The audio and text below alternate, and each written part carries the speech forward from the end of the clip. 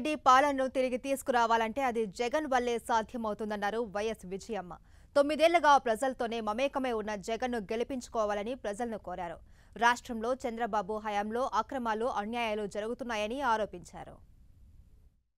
ఈ రోజున్న రాష్ట్రాన్ని చూస్తే నాకు చాలా బాధ అనిపిస్తుంది. రాజశేఖర రెడ్డి గారు ఉన్నప్పుడున్న పాలన చూసిన దాన్ని ఈ రోజున్న పాలన చూసినప్పుడు నాకు చాలా చాలా బాధ అనిపిస్తుంది.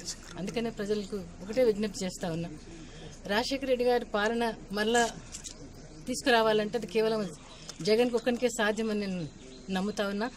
జగన్కు మీరు ఒక్కసారి అవకాశం ఇమ్మని ఆ బిడ్డను దీవించమని అడుగుతా ఉన్నా. ఎందుకంటే 9 సంవత్సరాలుగా ఆ బిడ్డను మీరు చూస్తూ ఉన్నారు. మీతోనే ఉన్నాడు ఆయన. చూస్తూ ఉన్నా, ఎక్కడ చూసినా అన్యాయం, అక్రమం, ఎంత మనుషులను దారుణంగా మాట్లాడుతూ ఉన్నారు. చంద్రబాబు నాయుడు గారి మాటలు కేవలం నేను ఇది చేశానని చెప్పట్లేదు, ఆయన ఇది చేస్తానని చెప్పట్లేదు, ఏది కూడా చెప్పే స్థితిలో లేడు ఆయన. కేవలం జగన్ జగన్ జగన్ జగన్ జపం చేస్తూ ఉన్నాడు.